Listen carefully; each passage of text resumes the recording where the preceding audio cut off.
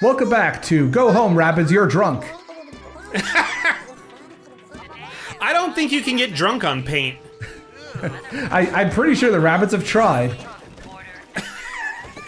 Anyway, it's time for everyone's favorite part of these videos. It's the hub world. Always something to do in the hub world.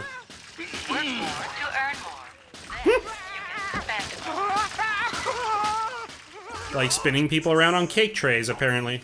Yeah, I looked it up on IMDb. There are none of the recognizable voice actors in this game. Except for the one guy who does all the Rabbid vocalizations, who's been, you know, coasting on this job since 2007.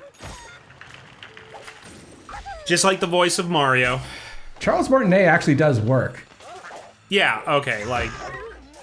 And probably his best thing is that one time he played a rapping Dracula for an accounting video. Which oh my god. Chip Cheese mentioned at one point. I think it was in the Mario Odyssey LP. I'll link to that in the description. Was it an accounting video or was it a like Quicken advertisement or something? It was for some kind of accounting software.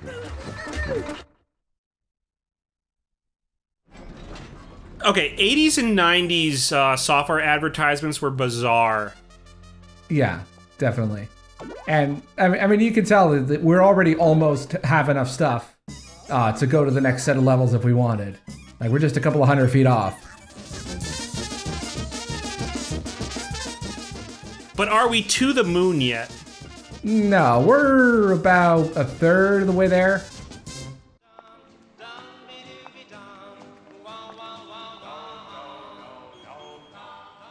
Bum bum dum dum dum derp derp da derp derp derp. That impression was so good, it's gonna get flagged.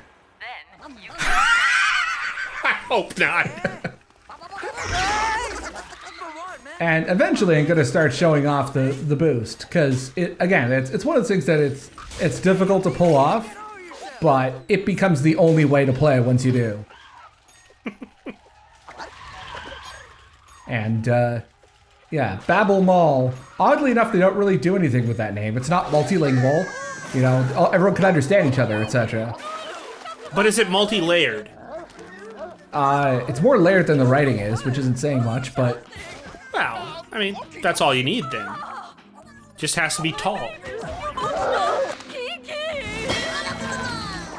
So, why is it in media in general that there's the codification of bitchy women having small dogs and treating them like their children? I mean, that's hard to say. Because, I mean, those little dogs aren't going to defend you.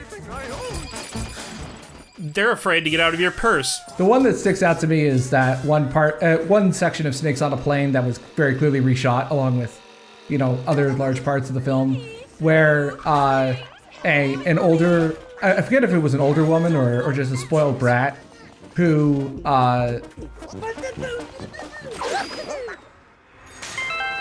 shopping on the brain?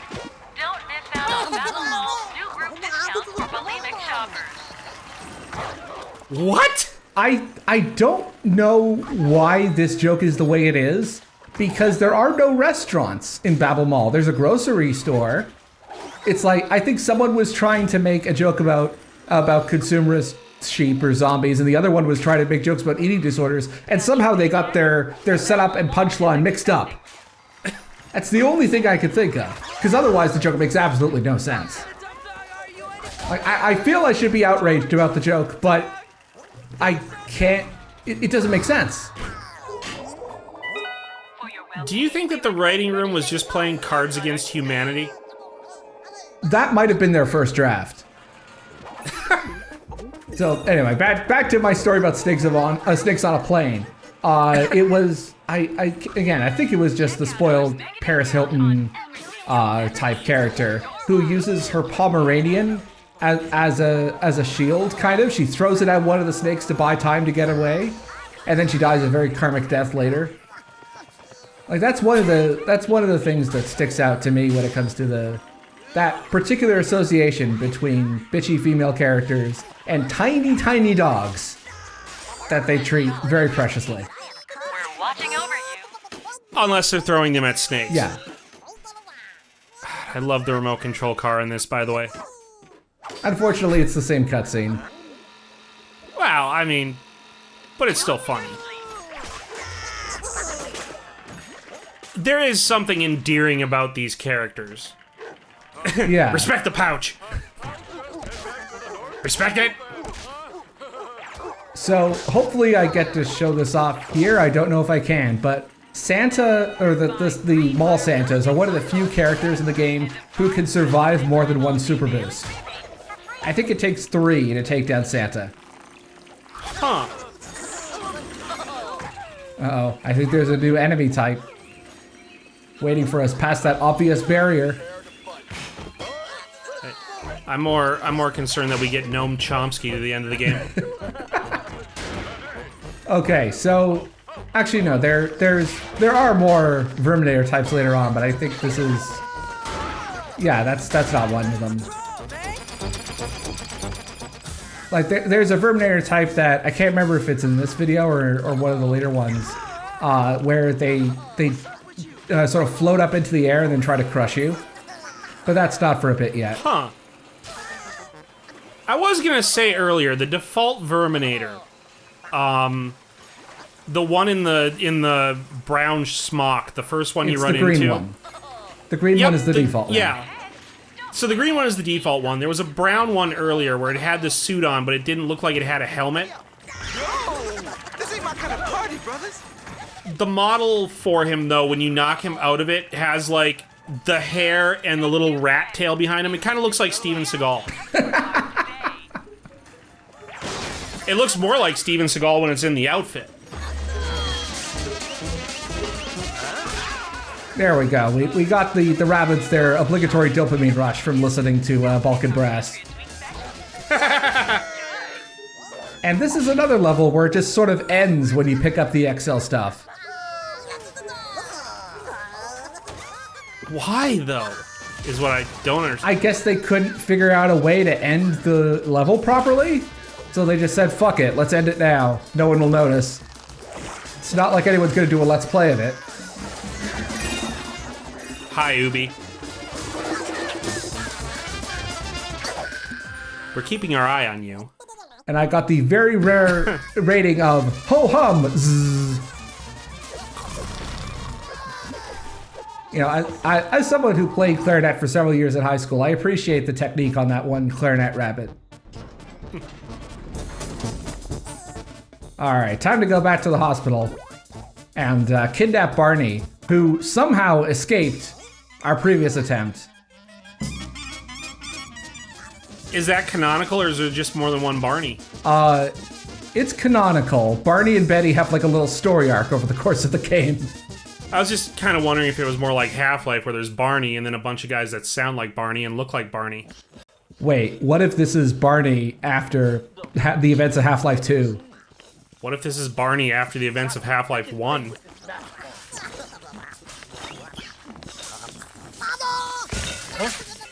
What was that?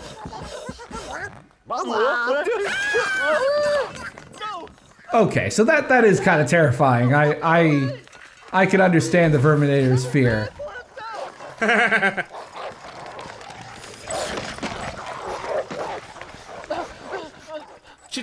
Oh my god. Oh hey, speaking of throwing dogs, I forgot this was in it. I forgot it was this level.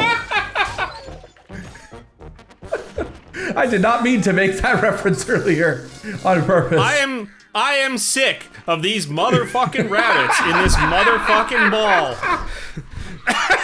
All right, so we're in the section of the hospital where all the old people are, and you know that's never a good thing for the rabbits.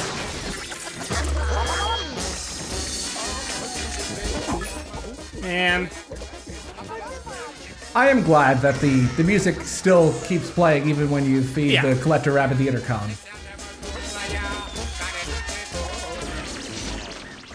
I think this is the first time I've noticed that some of the music does have lyrics. Only Sunny Kazurgalai has lyrics. There's one much later on that has lyrics. There's another.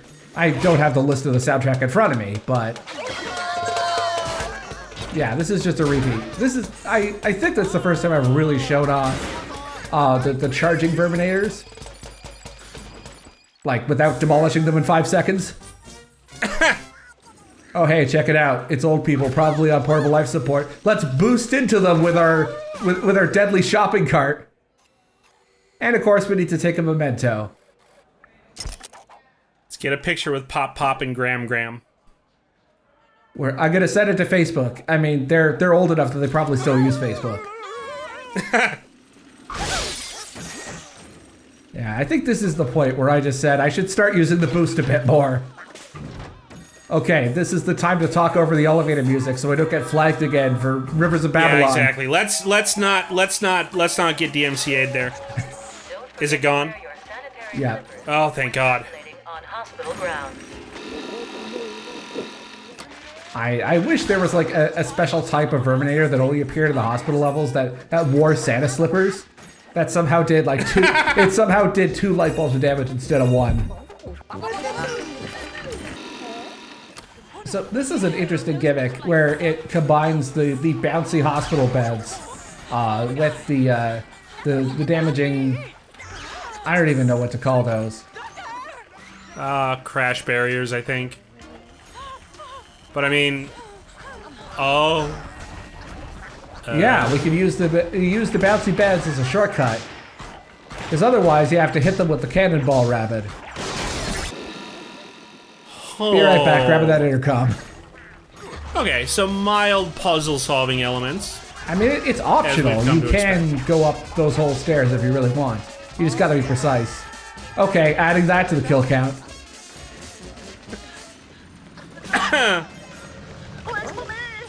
This is one of the few scripted events in the whole game. Kinda interesting. And now we've got these guys here. I temporarily forget what to do here. It's pretty standard. We just gotta pick up the grenades and throw them back at them. Although, surprisingly, in comparison to the water jugs from earlier, the lock-on is kinda iffy. You'll notice that grenade there didn't go the full range and just sort of dropped in front of the cannon. Unlike some games we've seen, the splash damage does still damage it, so... Yeah. But it also wastes several seconds, which is annoying. Speaking of, I'm not going to go into too much detail about the speedrunning community, because it's about something I'm going to talk about later. Okay.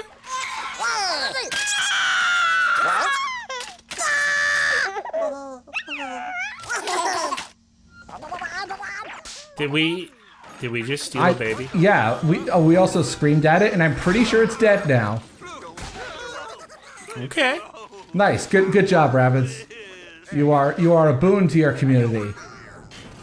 You have tricked all of these impressionable young Rabbids into thinking they could build a pile of human junk up to the moon. You have entered the infection. Do you realize what you've done? Sterile suits must be worn at all times. Yeah, we're sterile. We're good. Is it already time for my suppository, baby? I've been waiting the whole LP for that joke. Wow.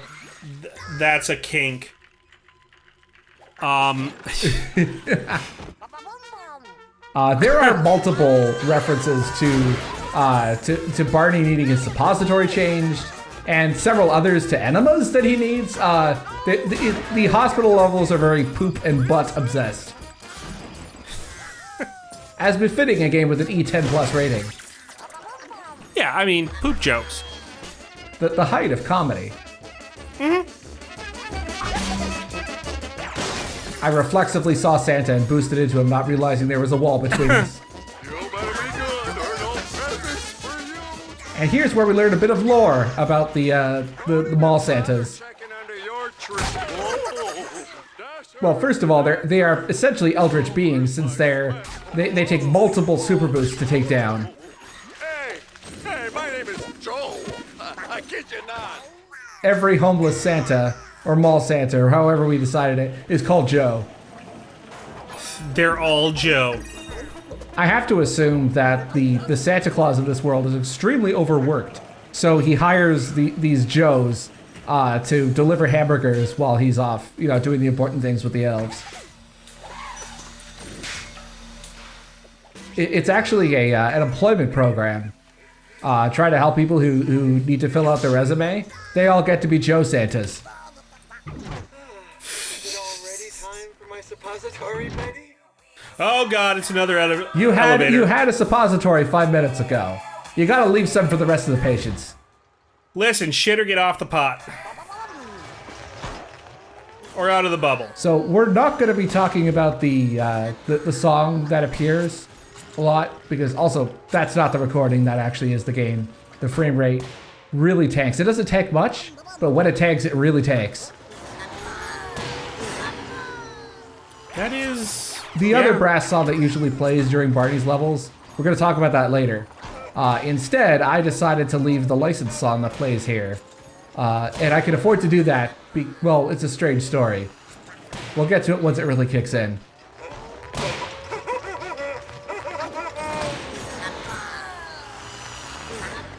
Ah, we're grabbing birds again. On the way where the nights are gay, Where are we, Betty? daily on the mountain top. So this song is Jamaican Farewell, which was made famous by... Do you know this one? But I'm sad to say I'm on my way. Won't be back for many a day. I know the song, but I don't know where it's from. Well, I can't remember who wrote it, but the version that is... The most famous version is by Harry Belafonte. Yes. I mean, obviously, the Harry Belafonte's version was too expensive to license, so they got a cover. This song has been covered many times. However, there's something strange about this cover. It is credited in the credits as well as on Moby Games' site, basically the IMDb equivalent for game credits. It is credited to a man named Frank Fitzpatrick. Okay. Aside from this game, I have no evidence of the song ever existing. It was not uploaded through YouTube Music, the auto-generated uploads. They never uploaded a version of this. And I cannot find existence of a singer or songwriter named Frank Fitzpatrick.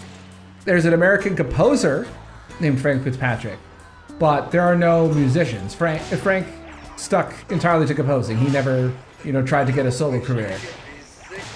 And I have to assume this is the only time one of his songs has shown up in a video game. He has a writing credit on, I think it was like one of those Dance Dance Revolution spin-offs for Disney that was published by Konami. Aside from that, there is no other evidence of this man existing at all. So in other words, he's one of those people that goes out and when you need a cover version for something, he produces the as-made popular version. I mean, it's possible, but I can't find any trace that he exists at all, aside from this one song. What in the world? Frank, if you're out there, get in touch. Come on, Frank, it's safe to come out now.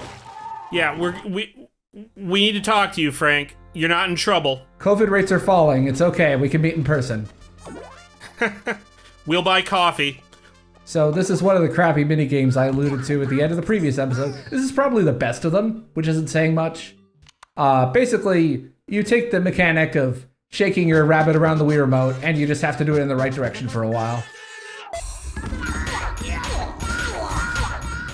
Probably the most annoying thing about this mini game is that you have a high score to reach, but you cannot actually see your current score. You have to go on blind faith. And also, because of the quick changes in the gestures, the Wii remote sometimes has trouble picking that up. So it sometimes misses. Yeah, I was using a Wii Motion Plus for recording this, but there's no one-to-one scaling on that at all.